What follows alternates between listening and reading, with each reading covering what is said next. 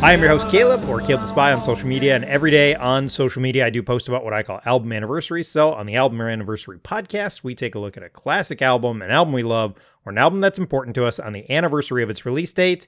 Albums on the show do often focus on alternative rock, punk, and my strange obsession with ska. In the 90s, I was super into the Christian music scene, so that comes up often on the show, but not today.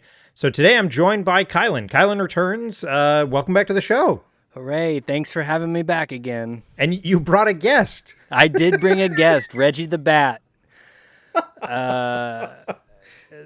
Yes, my creepy murder basement roommate. I have, for most people probably don't know, I record all my podcasts in my unfinished basement, and there's a bat that occasionally shows up. So if you hear me... If this episode has more expletives and beeps than usual for the Album Anniversary podcast, then it's because there's a bat flying next to my head. Or if there's just, choppiness, like, I love the bass line, and then there's this awkward cut to us talking about, it's really great, it's all really great. You'll know what happened. There was swooping involved, and... It's wild. So, how often do you and Reggie record? I'm recording, this is my first of 4 days in a row where I'm recording a podcast. Oof. How often are you doing something like that? Recording a podcast? Or have spells where it's like, I recorded every night this week. Luckily enough, there's only been a couple weeks where it's been every night, but there's a lot of times when there's three or four nights spread across the week. So I had last night off. I did Tuesday, Wednesday, and then I was off Thursday, and then I'm doing this Friday tomorrow, and then right? Saturday. Yep. Yeah. Okay. Because your other shows, and I suppose you're not on AJ's show. No. So you don't actually have to record. You've kind of set him up so he can do it all on himself by himself. So that's nice. Yeah, so I produce that show. So I was on in the background of the first interview, Crashing the Political Party. I was on in the background, and then I edit the episodes because he schedules all the interviews and stuff and does those throughout the day a lot of times. So then I do all the background stuff. Okay. So that's not too bad. So, and then you have main nights, right? You kind of have nights you guys do it. So that's the one tricky thing about me and the youth group podcast and this. We're kind of all over the place because no nights are consistently good for us. And we're always doing guests. So I think that's part of it. We don't have a set rotation. Where on Church Jams now, if you guys have a guest, I'm assuming you dip from the usual night sometimes. Sometimes we try to keep it as consistent as possible. Okay. But then obviously have to work around people's schedules when we can get people. But right. Yeah, we've tried to basically use podcasting night as our version of bowling night or something. Sure. Right? That's the league's meeting tonight, so we got to do it at the same time every week. That's kind of what I think that I used to play slow pitch softball, and eventually it was enough of that. And now I can do this. And if I don't need to be there for 3 weeks because, we want to go on vacation or something, that was the really hard thing, is that I ran teams and I always felt like I couldn't take a week off. Right. Because we had a hard enough time getting everybody there. So it was yep. I'm not going to leave the responsibility to somebody else. Oh, good luck. You can spend all weekend calling, because we always played Sunday nights, and there were years where we didn't quite have enough guys, and it was I would spend all weekend can you come play with us again? It's that's all I did. So, but yeah, awesome, man. Well, we'll let you pitch all of your shows at the end, because it's there's a lot. So many. Get ready, y'all. Yep, it truly is a network at this point. I think so. I think we're getting there. I think you're there. Yeah. Don't leave my Hartford heart alone on the water. Cover me in rag and bone. Sympathy, 'cause I don't wanna get over you.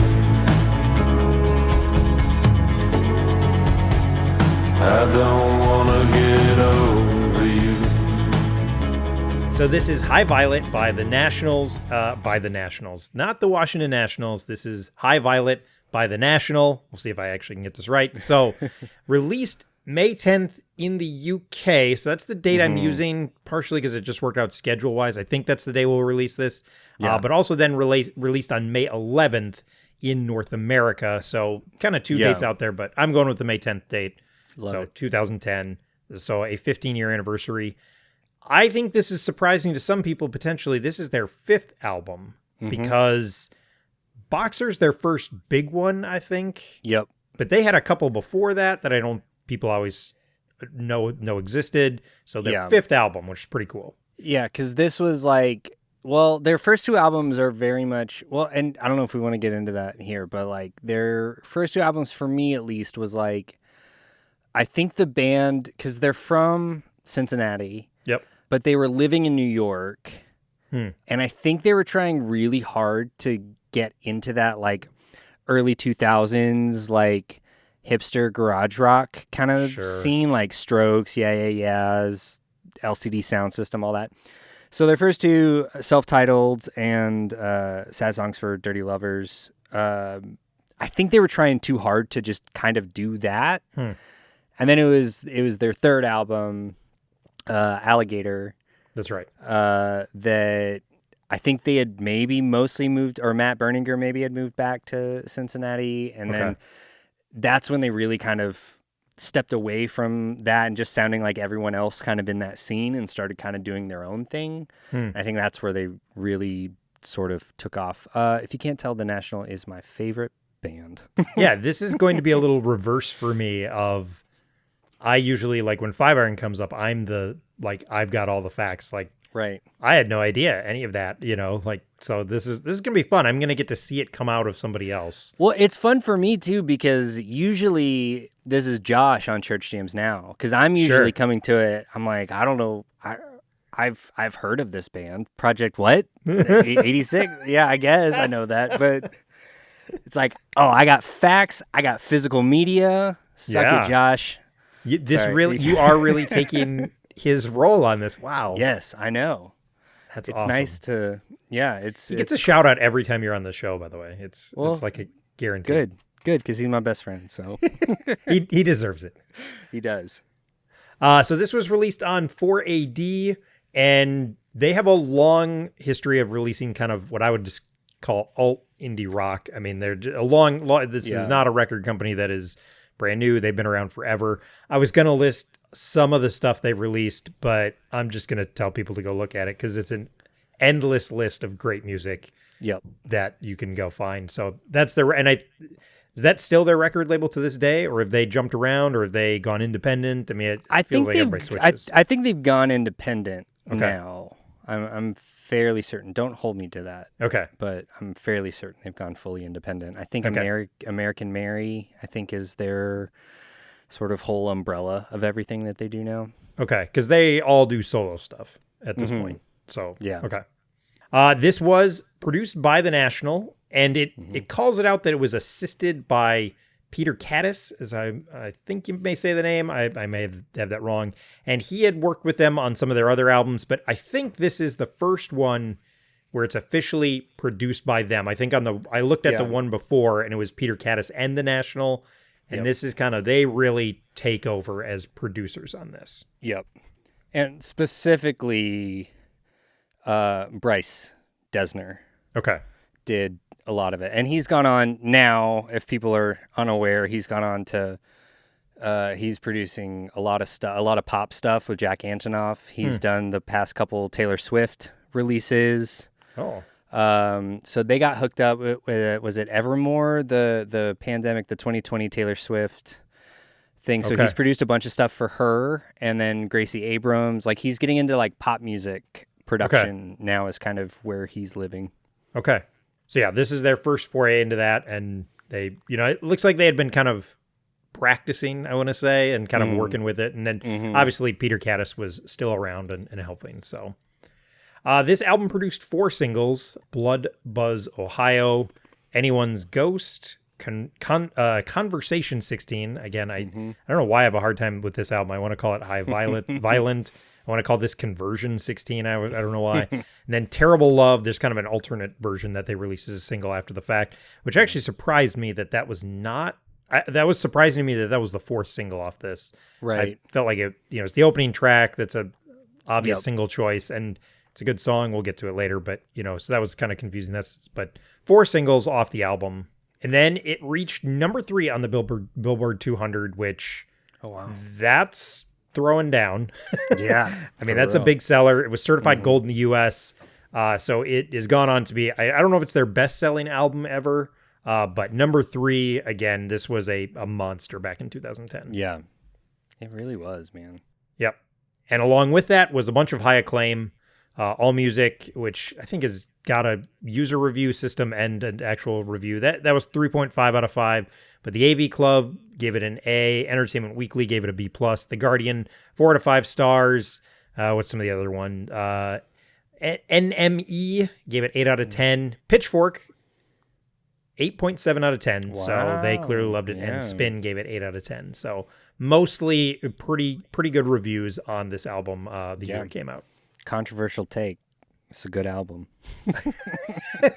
I mean, I've covered 5 Iron on the show, so sometimes we cover bad albums.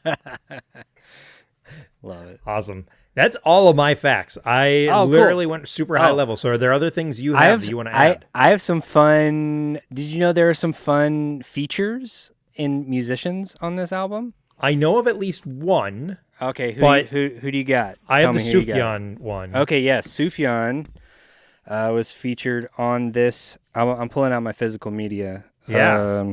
I think I only have a digital copy of this. This is the only national record that I have on vinyl. So I spin this quite a bit. It's crazy for like my vinyl collecting habits are so interesting because I'm not like I'm not the kind of person that needs like every album by a band I love on vinyl. Sure. I just kind of vibe. I'm just like, if I see it out in the wild, like I'm not going to go seek something out specifically. Right. But, and I very, very, very rarely will buy anything online. I don't know, even though our sponsor on Church James Now is an online record store. Yeah. So this is the only one I have because I just found it one day and I had the money and I bought it. So I spent it quite a bit. But yeah, so it's got, there's 2 other names I think might interest you. Okay. Yeah, besides Sufjan Stevens, Justin Vernon. Okay. Bon Iver does vocals on the record. And then Richard Reed Parry from Arcade Fire does double bass, electric guitar, piano, vocals, and backing vocal arrangement for Conversation 16. Okay. So definitely got some like sad boy indie rock cred. They've in terms cornered of the market on that. Yes, 100%. Well, and Justin Vernon, Bon Iver, him and Bryce, they did a Big side Red project Machine together. Yes, Yeah. Big Red Machine. Mm-hmm. And I feel like they worked together a ton. I think they Volcano Choir. I don't know if Bryce was in Volcano Choir too. Okay. That was another side project. I'll have to look into that. But both of those are really good. Yep. Yeah, I like the Big Red Machine. So I think Bryce does. I feel like once again I'm half bringing research because I'm still just a vibe guy. But I'm fairly certain Bryce. I think he might have a record label or his publishing company is called Big Red Machine. okay. He's like kept that name and that's kind of like he still does stuff under that. Okay. They really have. I know they get labeled as the dad rock band. Sad Dads. Yeah. And I did bring that up at an event at work because we have a music channel at work. Mm-hmm. And because my one anecdote about the National is they came up in a job interview for me. Oh, wow. For the job I currently have. I want to hear this story. So it's a remote team. So there's a person from Omaha, there's a person from Cincinnati, and there's a person from, I don't know where he's from, and I can't remember the third one. It was, where was it? I can't remember the third city. And then one guy that I knew previously. So the other three were like, what's your favorite band from any of these three places? And the only one I could think of was like Omaha. I couldn't think of a band from Omaha. You couldn't think of a band from Omaha? None of the Saddle Creek bands? No. Bright Eyes? No. Cursive? No. Not my thing. Not my scene. Those are all hitting in 2010. No. Yeah. Well, no, Bright Eyes was like late 90s. This was when Okay. Bright Eyes But first started. But Isn't it's that also more of the like, emo thing though? Yeah, it's the emo Yeah, thing. I'm- So yeah, it's all emo I'm out. music. I'm not that. I only cry to movies. Yeah. No, that's not true. I cry to. I just don't cry to emo music. But so the only one I could think of was the National. The I was National. like, the National from Cincinnati, Ohio. So and then when I started the job, I posted a song by them in the music channel, Nice. and the person from Cincinnati was like, "Yeah, we won." And then I was like, "Yeah, this is the old sad dad music." And she was like, "I've never heard that. Oh my gosh, I can't unhear it now." And I'm like, That's "Yeah, so funny. Yeah. Well, it's funny. So Josh and I started a side show called Disco Dads, Yeah. where we go through, we talk about discographies and bands.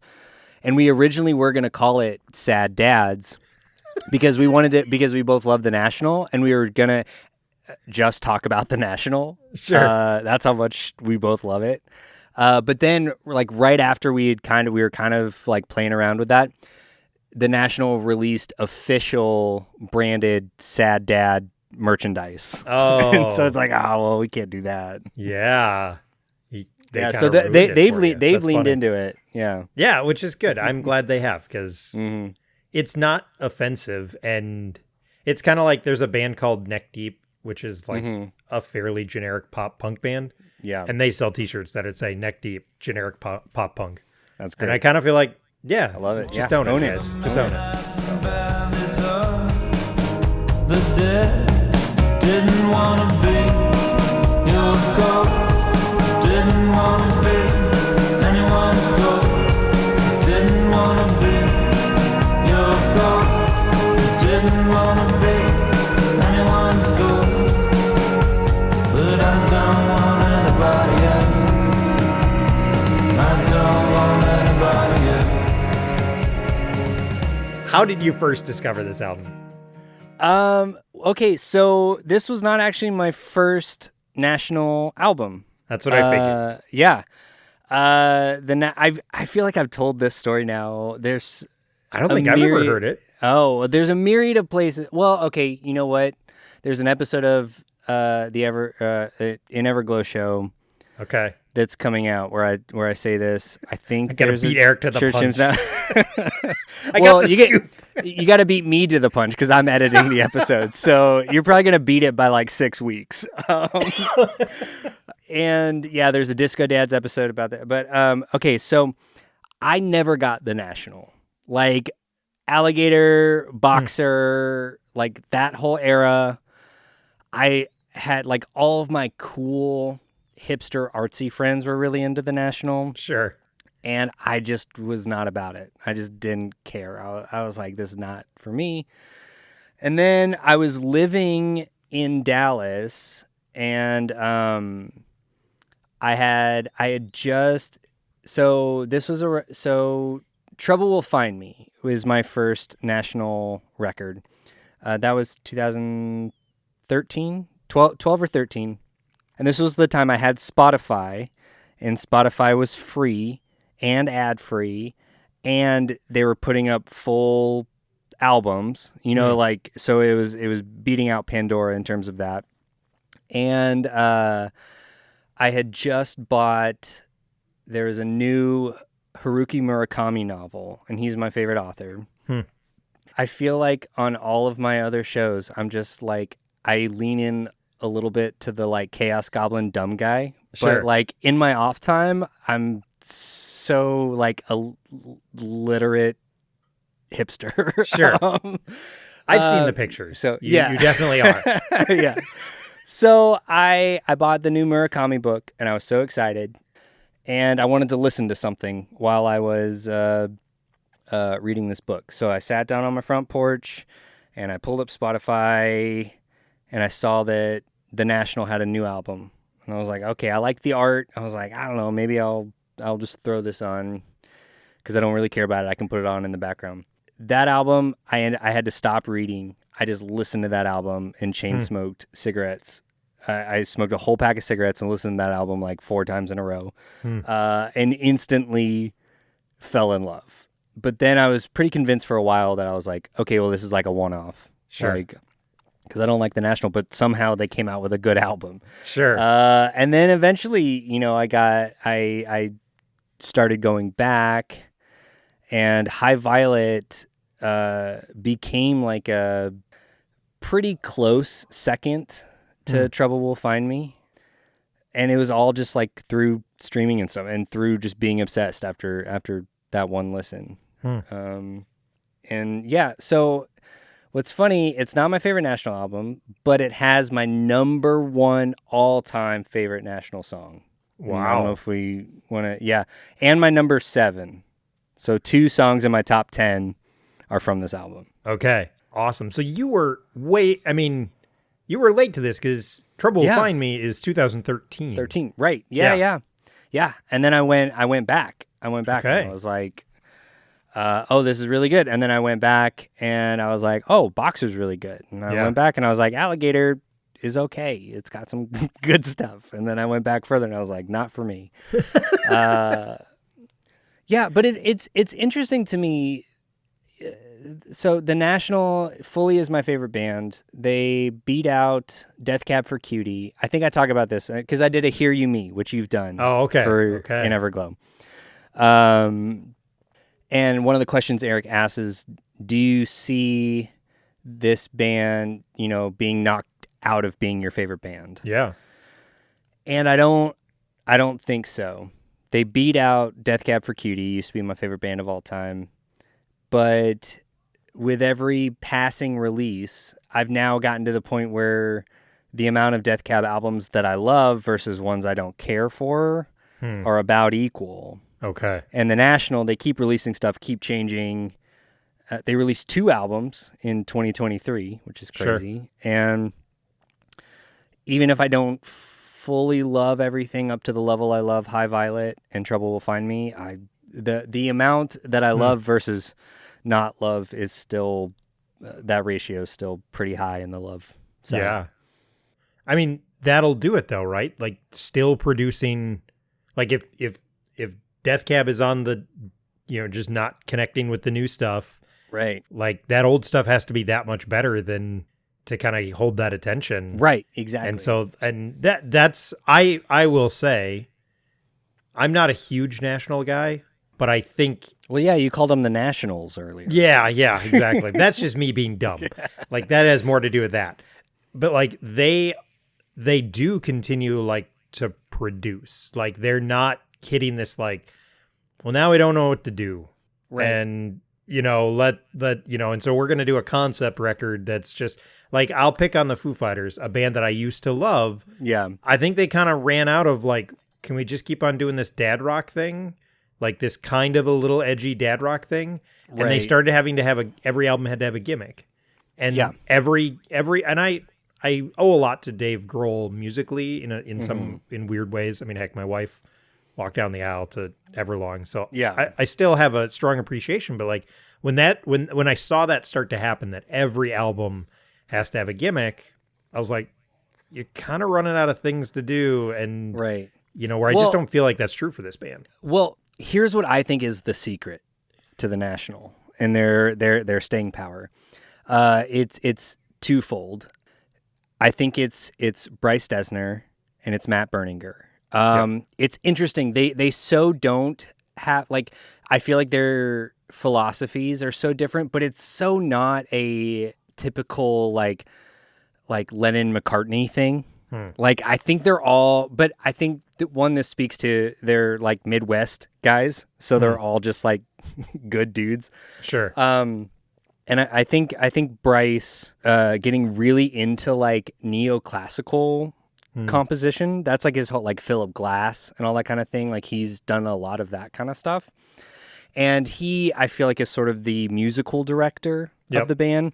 Because Matt basically kind of comes in after they've like written stuff, like all the musical stuff, and then comes in with like lyrical ideas and does it separate. But I think the big thing is they started the band kind of late, right? Like they didn't get like. So before they started the National, Matt Berninger was actually a creative director at a marketing agency. And so this all gets into like, because this is what I do like for my day job. So like the creative director, right, is the art director is under him, the graphic designers, like, so he would run these like massive like advertisement campaigns and make up like branding for companies and things like that. Yeah. And I think the band sort of at a certain point, like I'm Easy to Find, really feels like the National becoming less just like a band, like a rock band, and more like a creative agency. And so then each album cycle, they have like full sort of like new branding that's really consistent. The messaging is really clear. It's really interesting visually. And like they're not trying to do like gimmicky things, but they're making like seemingly big risks that I feel are actually calculated from like a branding perspective. Yeah. And it's weird talking about like music and art, and the reason I love it is branding. But I think it really is. I think they have a consistent message, and I think they're just like artsy and cool. But they're artsy and cool, but calculated. Like, Yes, exactly. There's a value in that of like, Yeah. it's cool when bands take a huge risk, right? And take a big swing for the fences. But sometimes those fail miserably. Right. Because nobody understands, like, there's nobody there to kind of talk somebody down. Where if there's kind of two heads that are, well versed in all of these things, but can also still communicate and work together, like in a good working relationship, like it allows them to say, like, yeah, I totally see what you're trying to do there, but Yep. have you thought about this? And if they can do that and not hate each other, I mean, that's powerful stuff. I know there's powerful stuff. There's power in sometimes bands hating each other, but there's also powerful stuff in the like being able to actually collaborate. And it feels like they let their projects breathe. Like they don't follow the sort of typical album tour cycle, right? The only other band that I know that does something kind of similar would be Brand New, but that's like a whole thing I don't want to get into right now. Not the time. So yeah. So, but yeah, I think they let things come out when they're supposed to come out, and they like really like sit and think about it, which I really appreciate. Yeah. I'll just share quickly my little connection to the National. Again, Yes. I'm not a huge fan, but I will say 2010 is maybe me at the height of I really want to be a hipster, but I'm married with 2 kids and I work a corporate job and I still love ska. So I'm the worst hipster ever. But this is about the time like that I think I had heard, what's the big hit off of Boxer? Mistaken for Strangers? Was that the big one? I mean, Maybe they named their movie, their documentary. Fake Empire. Fake Empire. Yeah. So I was familiar with that because there's a really great radio channel up here in the Twin Cities called The Current, which it's like NPR, but it's just music. And I think there's a bunch of them around the country, but it's a really cool radio station up here that we have. And so I had heard that song. And so I was like, oh, they're cool. And then Tim, who's been on the music pod or the youth group podcast, he was kind of like my go-to like hipster music person because he is a bit of a hipster music guy. And so I think he had talked about them. And so I think that's kind of how I got into them. But like, again, it was more like, I want to check these out. And I think we'll talk about it, when we talk about things we like I have an appreciation for it, but it's also just never been something that's like grabbed me. But I think this was right around the time. I think when this came out, I think I got it almost right away. Like, nice. And I think I got it from Amazon. Nice. I bought a digital copy. It went on sale for like $5 for the digital copy. And I was all right, I'll grab it. Yeah. So I did get this, if not 2010, by at least 2011. So there's actually I was actually fairly up on this and, enjoyed it. It's in my music collection, but yeah, so that was me such a hipster. Peak, attempting to be a hipster. I'm the worst. The worst hipster. I like driving my minivan. Yeah. That's dude, I get it. Me too. My wife and I had this conversation. I've been mistaken for being a hipster for like the past 15 years. But the thing is, I think I'm actually just like genuinely weird. Sure. And then I just have always like liked what I like. And then there's been a little bit of crossover with the hipster thing, but I don't think I'm like really a hipster. Like if you actually get like I think if you first met me, I'm like, oh yeah, this dude's like into VHS and he like, you know, he likes all this like he likes vintage 70s country music, like, yo, he's such a hipster. But like if you like got to know me, I'm like I'm actually just a weird little homeschool kid. Sure. But I just have cool glasses and I can talk to people. So Yeah. So I get mistaken for a hipster quite often. Yeah, and I think if I was going to be a hipster, the hipster I want to be is the lead character in High Fidelity. Like that's who I Yeah. really want to be, except for not a total jerk, because Right. he really is a jerk. He in that really movie. is. I He really is. I hate that I like him so much. Yeah. It's a movie that really makes me conflicted. Welcome sure. to What Movie Jams Now. Movie jams now. Yeah, dude. No, I feel the same way. I feel that way about a lot of those like 90s, 2000s, like white guy music, stoner adjacent kind Yeah. of films. Yep. I've always said it. If I could be a DJ, a radio DJ, I would do it. And I think that's like my attempt to be a hipster, but then I'm just, again, I want to be punk rock and I want to be a hipster, and I'm neither of those things. But you want to drive the minivan. Me too. I drove Yeah. a minivan for years in my 20s. I loved it. It was Oh, the best. My wife mostly drives it. I do have on the back, my daughter made for me a sticker to go onto my, I drive a Camry. That's the car I drive. And it says hashtag aging punk rocker. So that is on my car. And then I have a Baby Yoda bobblehead. So I still have Nice. kind of a cool car for a Yeah. 45-year-old. Not that cool though. But anyway. I have a Subaru XV Crosstrek that's 10 Okay. years old with a roof rack. Welcome to Car Jams now. I'm sorry. That was, dude, I know. Every time I come on your show, I'm trying not to derail it. The bat just got me flustered. I went into the That's car true. jams. You know what? That's true. I'm the one who brought up car jams now. You just named it. It's so funny. Everything goes. All only kicks are getting harder to find. We'll play nuns versus priests until somebody cries. All only kicks they'll make a saintly anthem. We'll play nuns versus priests until somebody. All right, so what is it that you love about this album? Okay, there's quite a few things I love. Really? Yeah, believe it or not, The National's my favorite band. Not my favorite album, but really, really close. Really. I like a couple things about it. Yeah. So, yeah, okay, like I said, it's got my favorite National song of all time. Okay. Do you want me to say that here? Do we save that? Let's I want to know. I can't wait. We'll talk. You We'll can't go wait? into crazy detail Okay. if we need to later, or All we right. can do that now too. It doesn't matter.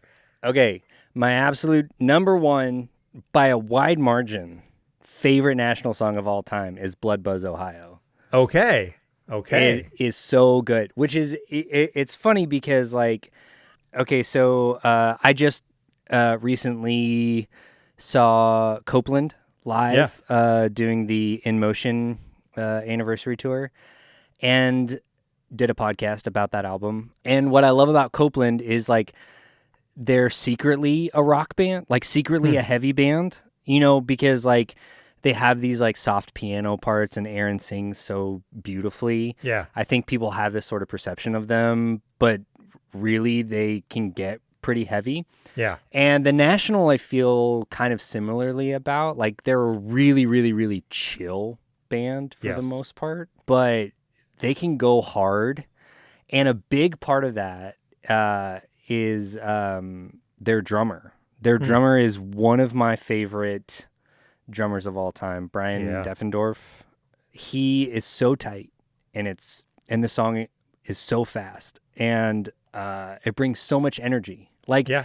like they, you know, everyone also talks about like how Matt Berninger just like he sings really low like Right. this and that, and he does that. He does it a lot less often than you think.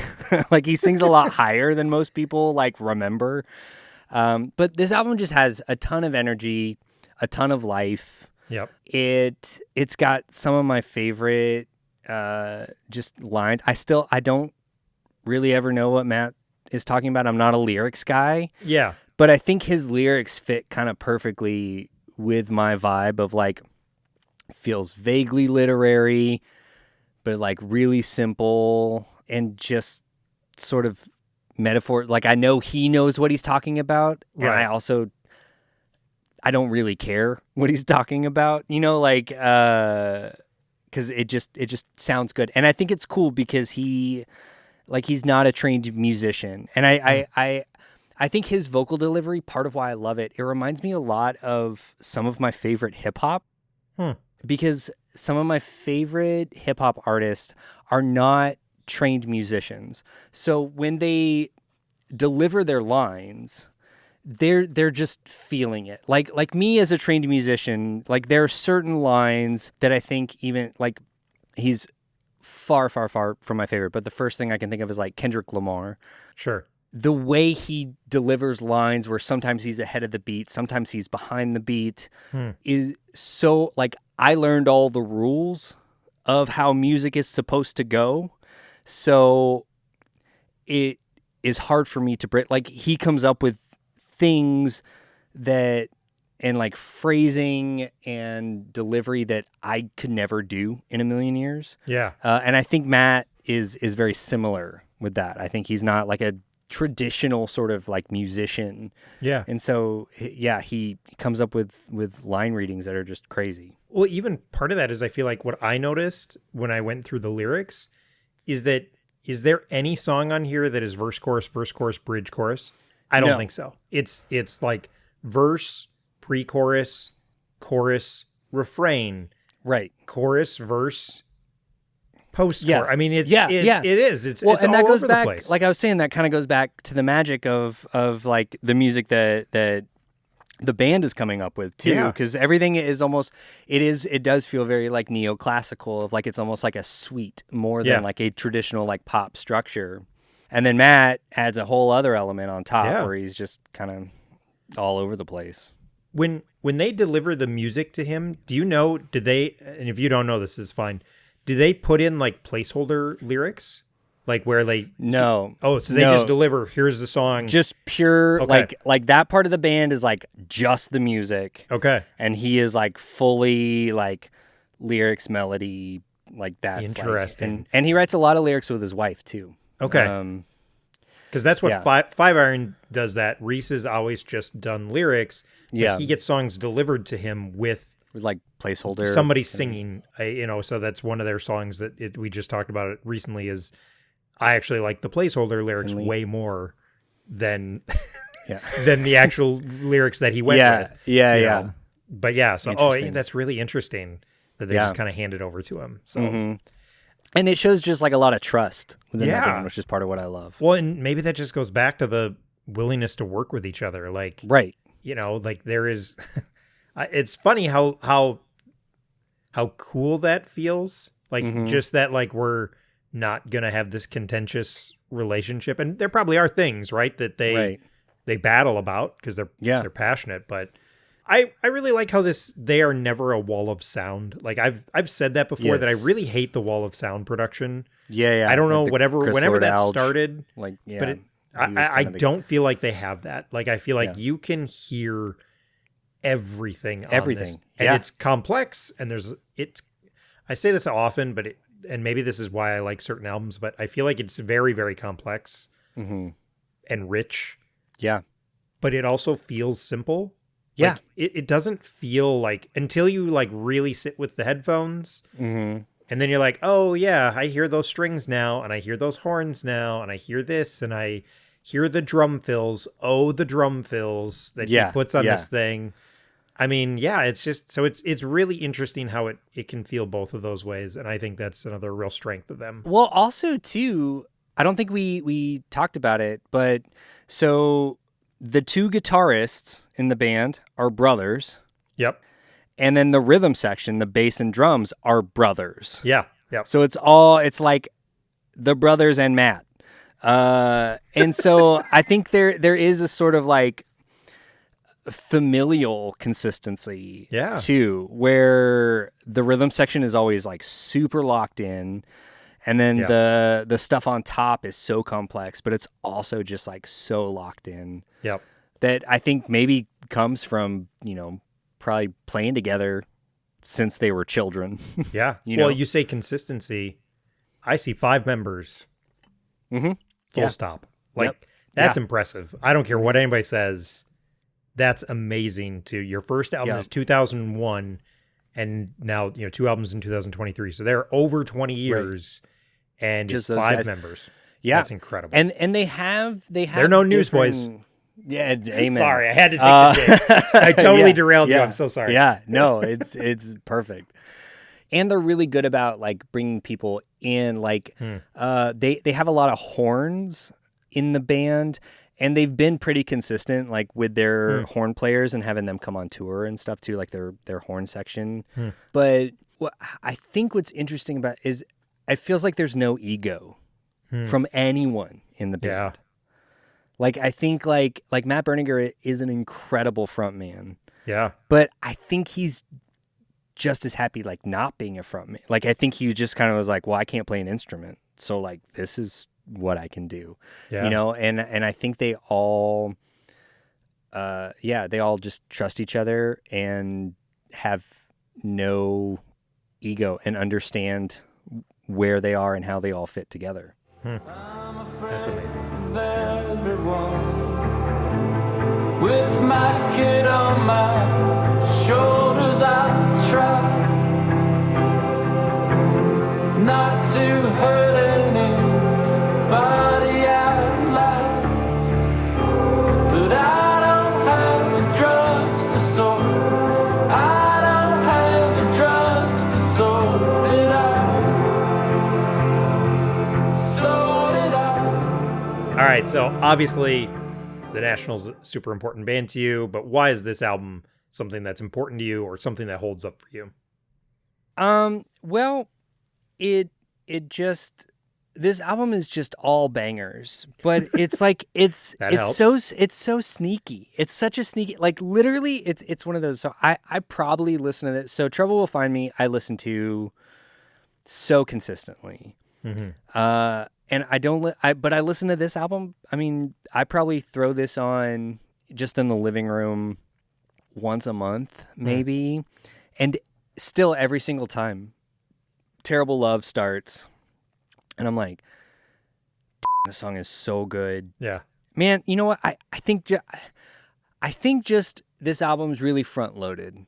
Like it's just those first couple tracks I just like really love. And then it kind of falls off.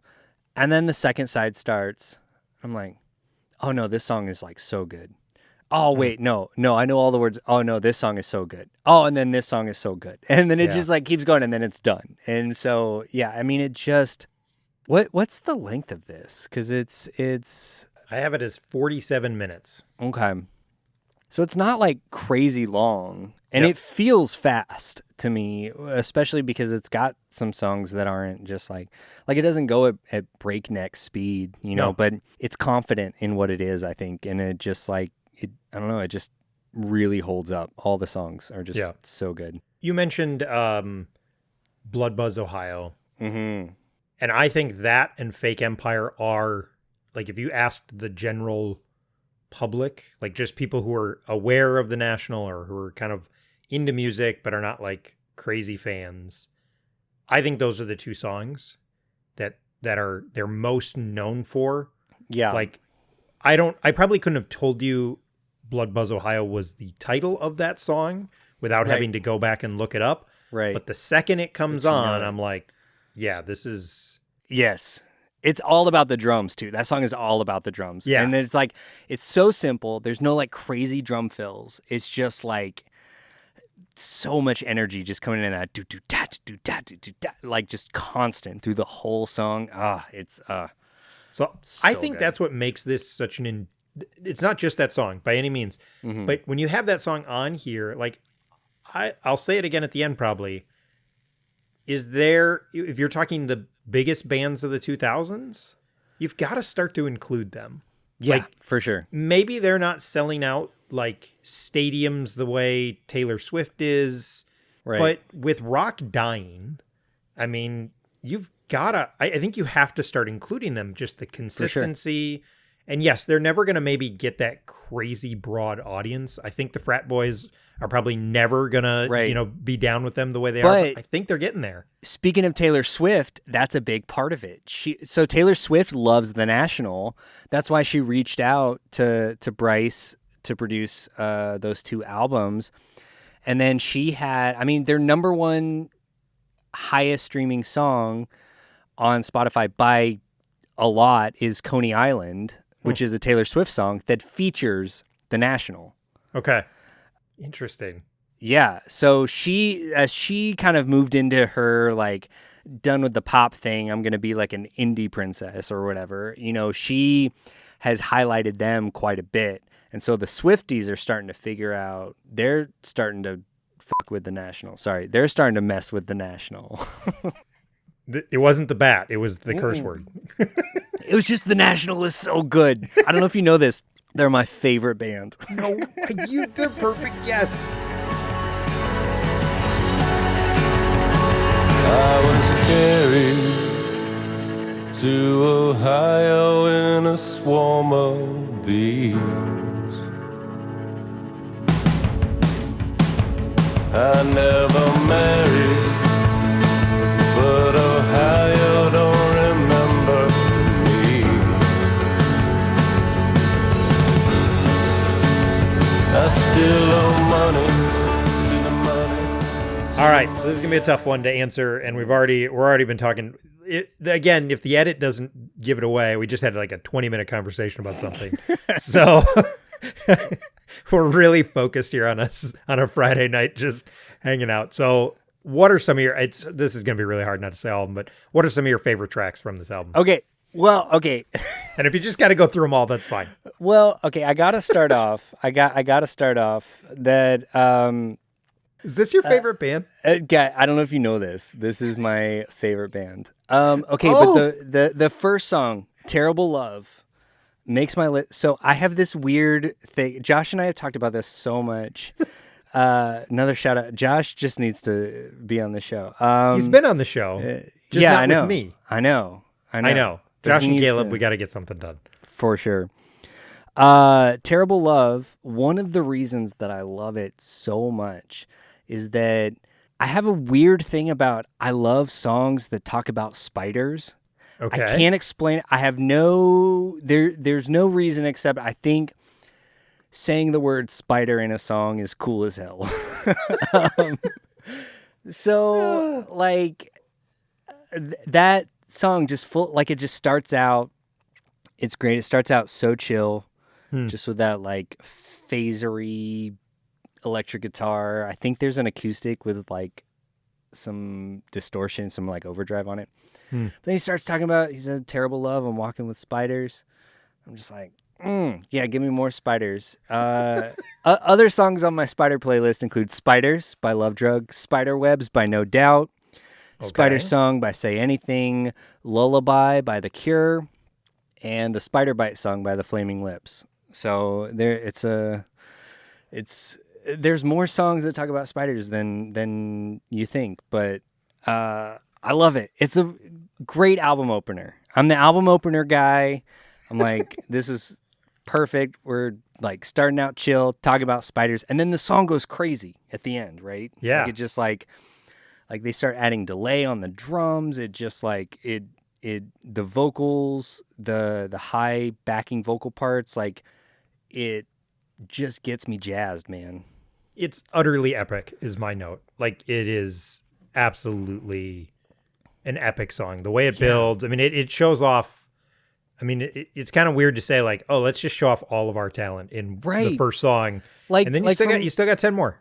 Yeah, like for most bands, like this would be like an ideal closing track. Yeah. It's like, Yep. oh, you're gonna start that way? I just want to thank everybody for showing up to Spider Jams now. Spider Jams now. I'm gonna start it, man. So it's not one of my favorites, but I do have to call out the song "Sorrow," the second Okay. track. Do you know about the Nationals MoMA performance in 2013? No. Okay, so the National did a performance art piece at the MoMA in New York. It was essentially like directed by, or like a piece by an Icelandic artist. I'm gonna try to say Ragnar Kjartansson. We'll go with it. It couldn't be worse Yes. than I would pronounce it. Yeah. And the name of the piece was A Lot of Sorrow, and they just Okay. played the song Sorrow on repeat for 6 hours live. Okay. I don't get it. I like all the hipstery stuff. The performance art is usually where I draw the line. I don't understand why they played the song 100 times in a row for 6 hours, but it's kind of cool, I guess. It's a cool little story. Yeah. This is the song that the note I wrote down, Sorrow, was there's the scene in High Fidelity, well, 2 references in one show, where Jack Black walks in and he's got his Walking on Sunshine tape, and they throw it out and he's like, fine, turn your sad bastard music back on. Yeah, And that's yeah. totally what I thought of when I was like, Uh-huh. oh, I have a sad bastard playlist that like if I'm Nice. feeling down Oh, and I want yeah. to listen to sad music, I go listen to that, and that's literally what I have it named. I was like, oh yeah, Sorrow's in there because it totally. good. I don't even know if it is that sad, but it's clearly it feels that way. So, Right. So yeah, And it's so catchy. I mean, and then, I could go through the whole album. I don't know if I will for time. Anyone's Ghost is great. I mean, it's just like it's sequenced perfectly too. yep, I love that Blood Buzz Ohio is like right in the middle. yep. It brings up the energy a lot. Yep. Lemon World is so good. I think that's Josh's favorite National song. Really? Okay. Yeah. I'll have to confirm with him, but it's good. I have no idea what it means to live in a lemon world. There's a lot of lyrics on here that, like you said, like I'm sure he knows what he's talking about, and they do feel like pieces of his life that he's kind of just saying like, oh, I'm gonna like.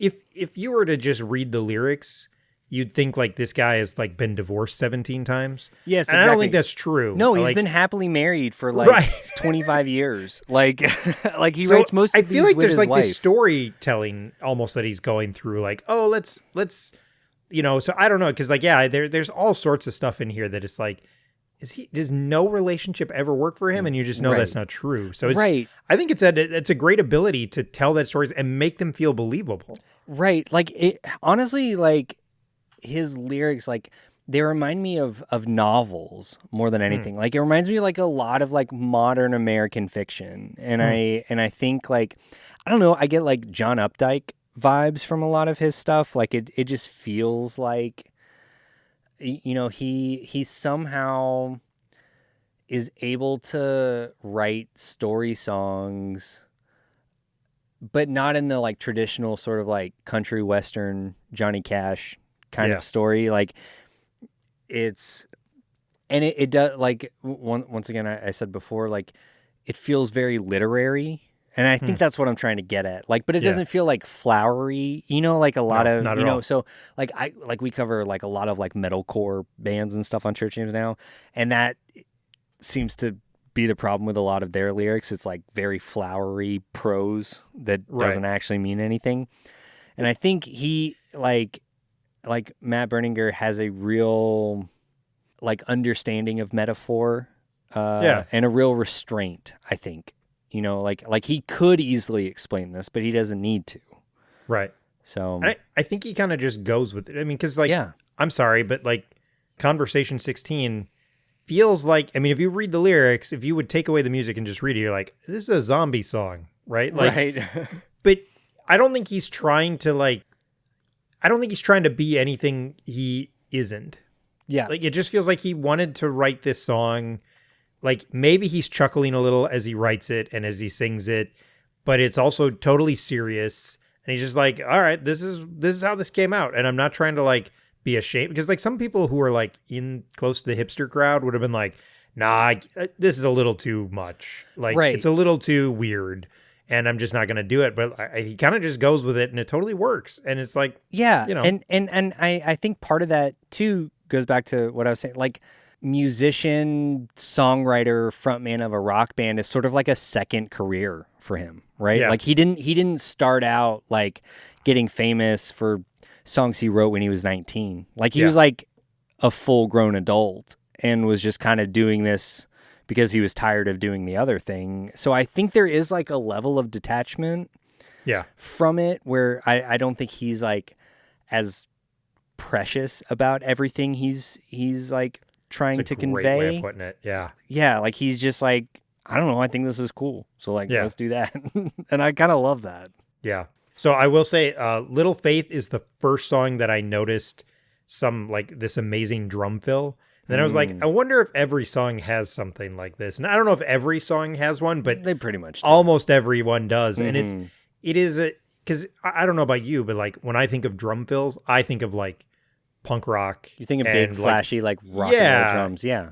and it's just not that. And I think it's one of those ones where like if you wanted to show somebody like here's how you like become technically proficient without being so flashy you overwhelm everybody. Like it's amazing. Like it's just technically perfect, I think. And again, I'm not a musician. No, that's how it feels. It is. to It me. really is.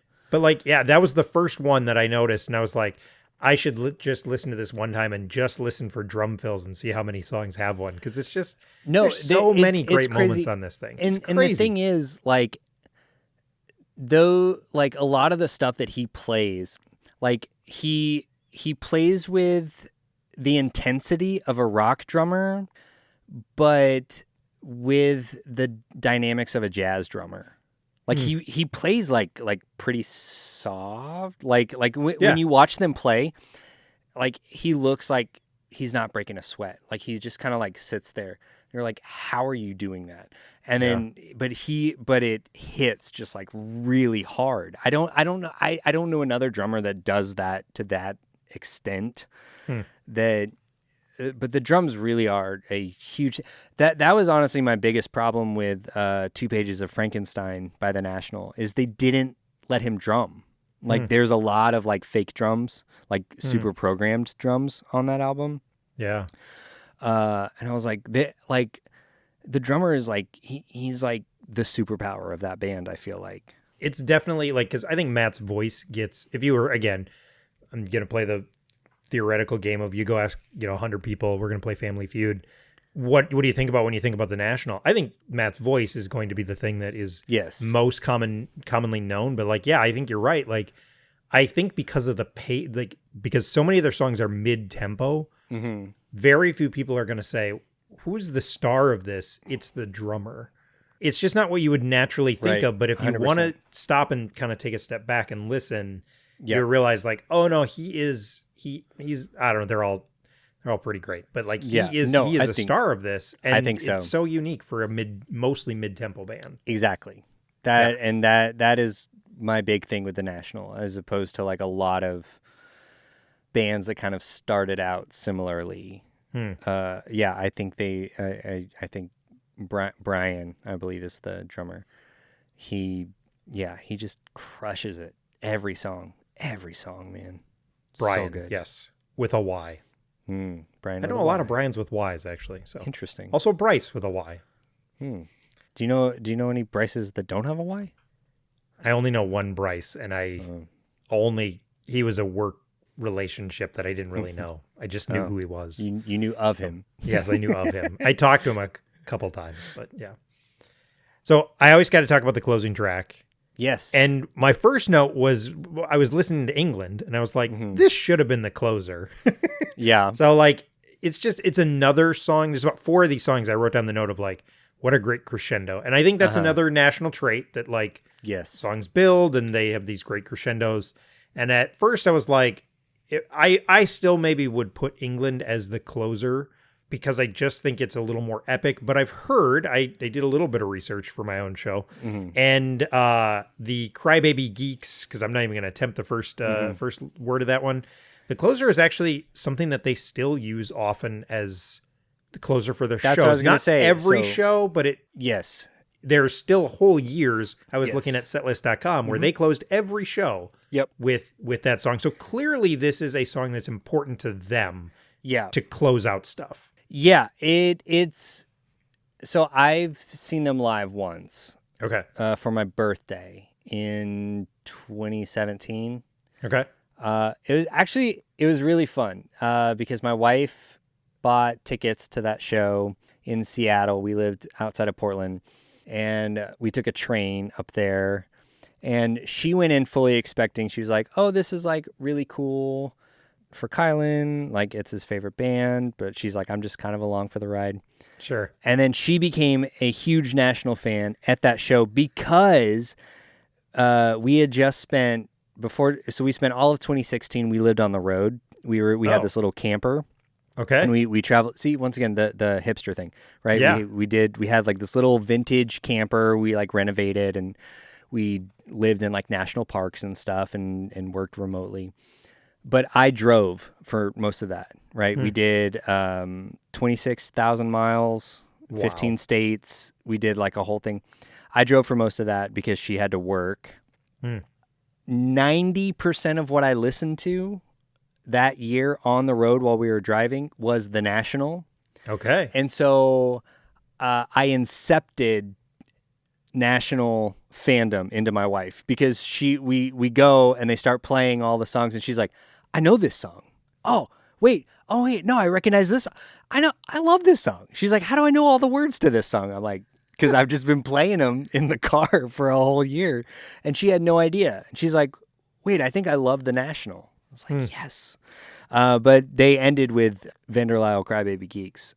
And it's one of those that I never like really loved it until I did see it live. It's like a big, then they do this like extended, really just like a cappella. It feels like church. It's right? like a sing-along thing, right? He does a little sing-along thing with the crowd. And everyone just singing along. And yeah, it's great. yeah. I will say that I do think after I kind of read that and was like, okay, I'll let them have their closer. I allow that for this album. I went back and I listened to it, and I will say it's maybe the most unique his voice gets. Like again, he's known for the baritone voice. Right. There's a couple moments where he goes really like higher on this, and so like it is a unique song, and so it was kind of cool to realize like, and I can't tell you what it's necessarily about, but I don't think you have to. it even just, we talked about how rich their sound is. And I feel like early on it's a little thin. It's like thinner than a lot of their stuff. And then it does fill out, but it's just a unique song clearly to the rest of the album. Yeah. And I think it's cool that it's still, again, 15 years later, they're still closing sets with this. It feels like sometimes maybe when they're doing like an album cycle and they're touring, they maybe will pull a song into that. They've had a couple others, but if you look at their overall set list, it's mostly this is their song. closer. Yeah. Yeah. Which it is an interesting choice, and I never got it until I like saw it. Yeah. I was like, okay, this makes sense to me. Yeah. Any other songs you want to call out? I mean, how much time do we have? I don't gotta go anywhere. Yeah, no, I mean the whole album, guys. Yeah. Just listen to the whole album because it flows really well too. I think. I agree. It's a better as a set Yes. than like, and I think I have a national playlist that I've made, but like this is one that I feel like, especially preparing for this show, I kind of realized like how much of a great cohesive unit it is. And I say that cohesive unit about almost every album I cover. Yeah. But this one really does feel like, But like it here's the just deal: works so well. there are a lot of albums that are just like a collection of songs, right? Yeah. But this does feel, and I think it feels like a suite, like it feels like a classical piece almost, like the way everything kind of naturally rises and falls. Yeah. So, You and your sister live in a lemon world. I wanna sit in and die. You and your sister live in a lemon world.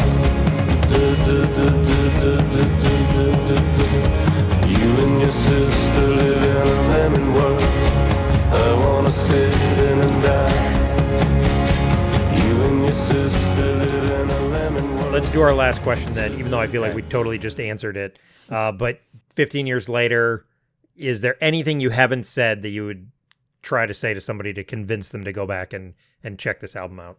Listen, I don't think I need to say anything. I think you just put on Blood Buzz Ohio for anybody, regardless of what kind of music they like, what they don't like. You put that song on and those drums come in, Yeah. baby, you're hooked. You're hooked. I am a little confused about what it means to be carried to Ohio in a swarm of bees.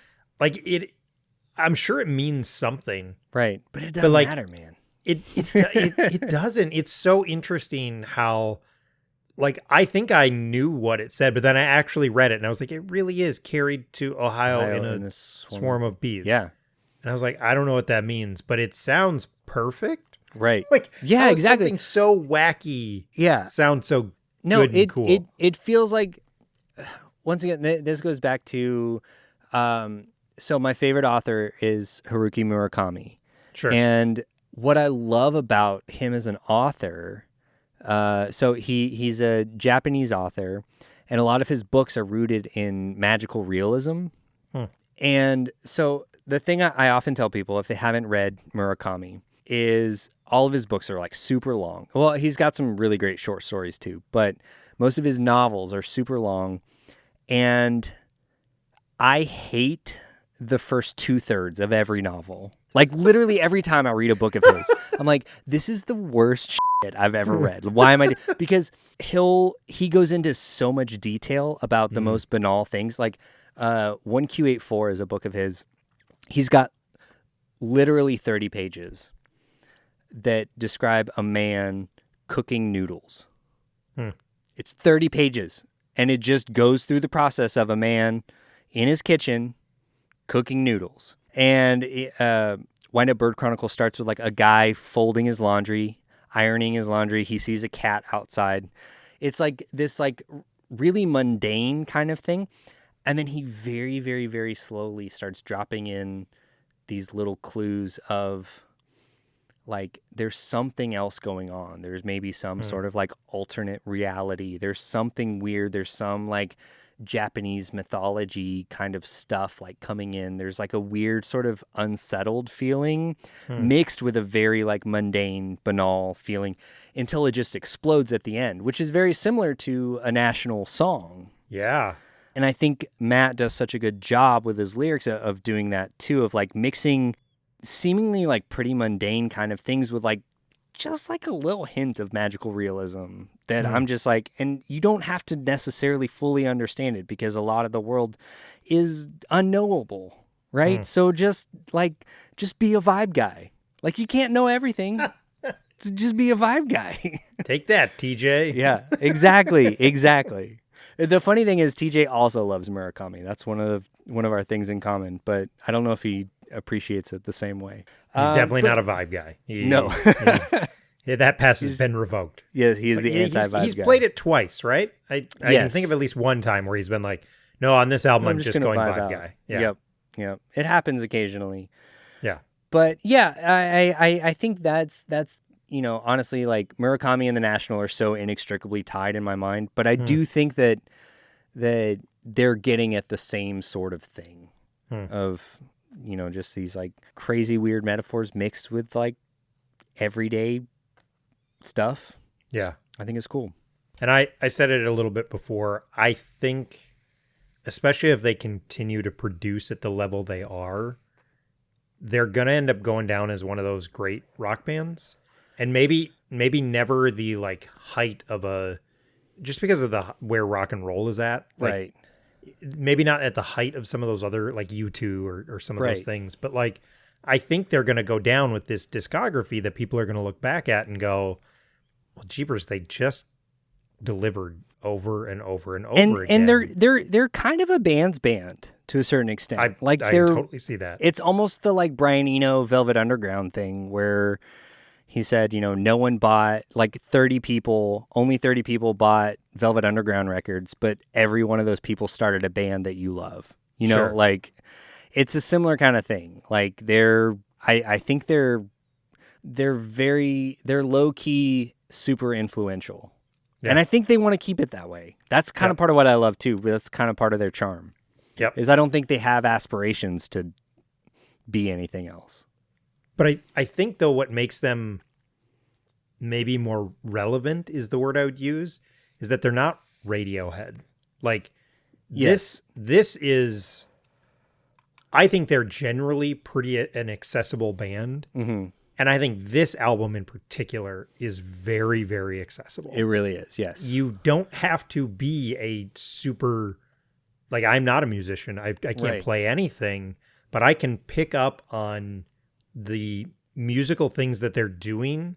Yes. Like, and it may not be that first listen again, because what I said at the beginning is like, they deliver it in a way that you can look at it and just be like, oh, this is very simple and straightforward, until you kind of take that listen. Yes, so I think exactly. they can be a like nice gateway into some more of that arty rock. And well, I think some of that's those what things. it's funny you bring up Radiohead. So Radiohead is a band I don't like, and I continually try, and I respect Radiohead a ton. Like, they are insanely good musicians. Everyone in that band.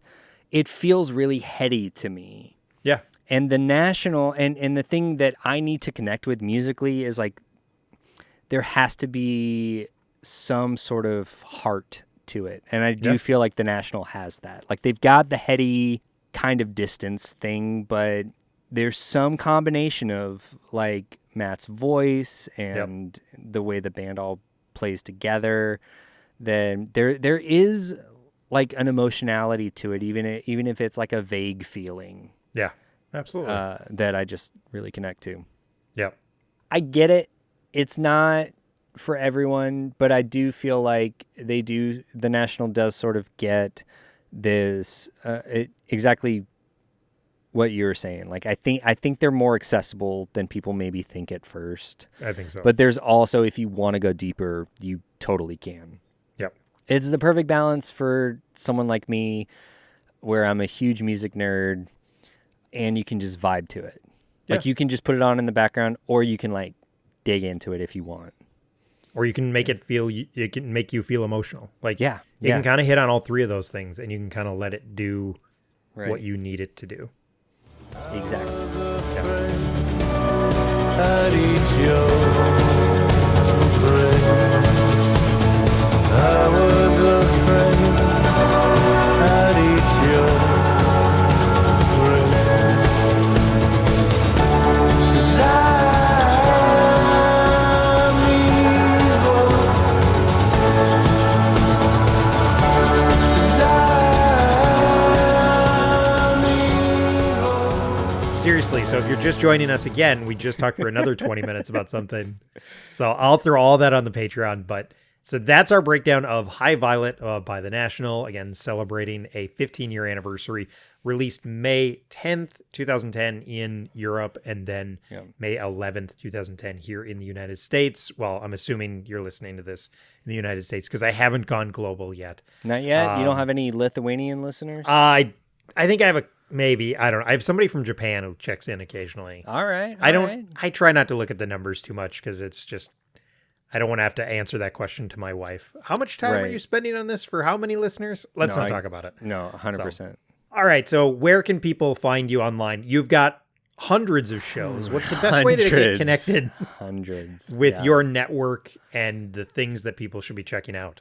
Yeah. This alone could be like a 20-minute segment.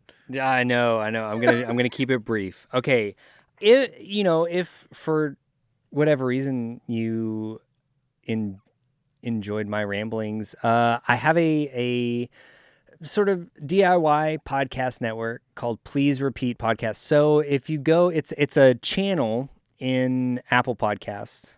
Yeah. But if you look up any of the shows, you can find the other ones that are like recommended shows. Church Jams Now is my main one.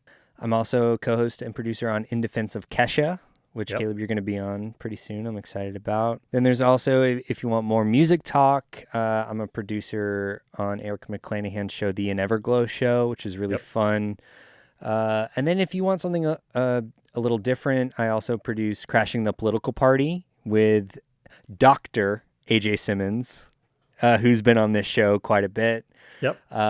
Which is really interesting. And then I'm sort of, I don't know, I guess like executive producing is maybe what I would call it. AJ's got a new show that just came out called Can-Am Exchange, which is really fun. It's just about Canadian and American friendships. Which is such a random.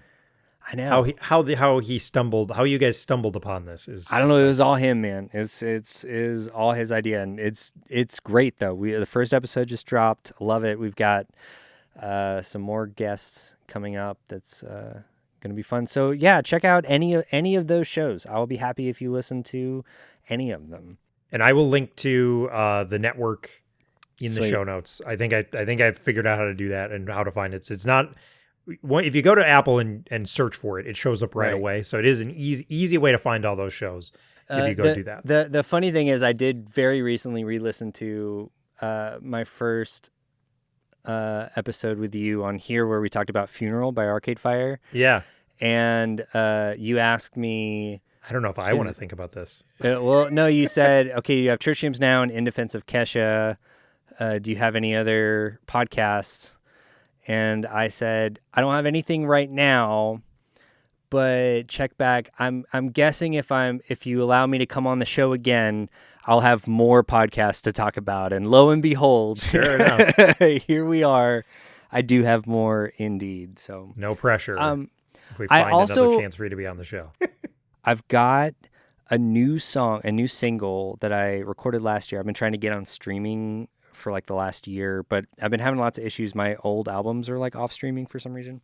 Okay. But I've got a new single called Cut Me Open that what I'm going to do is I'm using this podcast as the sort of kick in the butt I need to like get this song up and out. But it's very, very, very national inspired. Okay. So if you want like third rate The National, check out my new single, Cut Me Open. That was quite the pitch. Yeah. That's kind of, well, I have this whole project I was going to do called Elk that's super, super, super national. I sing really low on it and it's all very nationally. But Josh convinced me to just release it under my name. So I've got Cut Me Open, new song coming out. I'll send it to you, Caleb, too. I want to know what you think. But it should be out, hopefully, by the time this episode comes out. You've got a month. Yeah, I got it. I'm gonna make it happen. Totally revealed when we're recording. That's fine. Peek behind the pop filter, man. Yeah, I like that. Awesome. Gosh, I was going to ask you how difficult it is to get stuff on streaming, but we've already had like 15, 20 minutes we've had so many tangents. So I'm going to wait with that and maybe we'll do it at the end. But yeah, so thanks, man, for coming on. I'm glad we got to cover this album again. This is another one that I probably, when I saw on the schedule, I was like, Kylan, let's do this one. So I put it there as like because it's not something I probably would have gravitated to otherwise. I've had a number of those recently. And so I really appreciated it. It pushed me to take that deeper dive and kind of realized like, man, there's some great stuff to have here. You know, it's outside of my punk and ska wheelhouse, but so thanks so much for coming on. Thanks for taking 2 hours out of your Friday night to chit chat about whatever, my random questions. So Car Jams Now. Yeah, Car Jams Now, Spider Jams Now. Hey, me and Reggie are always available. Can you podcast next Thursday? I can, but Reggie can't. He's busy. He's got a Batman meeting. Awesome, man. All right, thanks so much. All right, thank you. Famous angels never come through England. England gets the ones you never need. I'm in a Los Angeles cathedral. Mine is singing a sing for. Thanks for listening to this episode of the Album Anniversary Podcast. I want to say thanks again to Kylan. Literally, we talked for like 2.5 hours.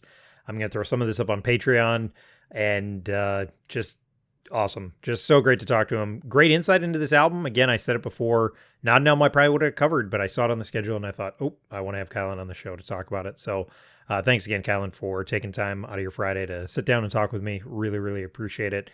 Let us know what you thought. What do we get right? What do we get wrong? What are your favorites from this album? Just the places you can find me. I'm on social media, Caleb the Spy. I'm on Twitter. I'm on Instagram. I am on Blue Sky. I've been trying to get some of my posts up on there. And you can email the show at calebthespypodcasts@gmail.com. Again, I have a running spreadsheet of all the shows I'm planning on doing for 2025. I'm always looking for additional guests or people to join the show. Like if I don't feel like we're going to have enough to fill the time, I might ask another person. Just that third person can be just a good dynamic for the show. So I'm always interested in learning what people want to talk about. And I'll probably be doing that for 2026. If the show keeps on going, that's probably how I'll do it, is I'll probably kind of throw the spreadsheet out and just looking for guests, looking for people who are excited about talking about an album. And so that's all I'll probably keep on doing it. So calebthespypodcast@gmail.com. This was not well written out, so I'm just rambling. The other place that you can find me is on Patreon. Again, I'm going to throw a little bit of this discussion up on the Patreon as an exclusive. It is totally free right now. I'm not doing any paid level. Just trying to kind of collect an audience there and just do some extra stuff every now and then, which I've kind of failed at recently, so I apologize. But that is actually on Patreon. You got to look for the Album Anniversary podcast.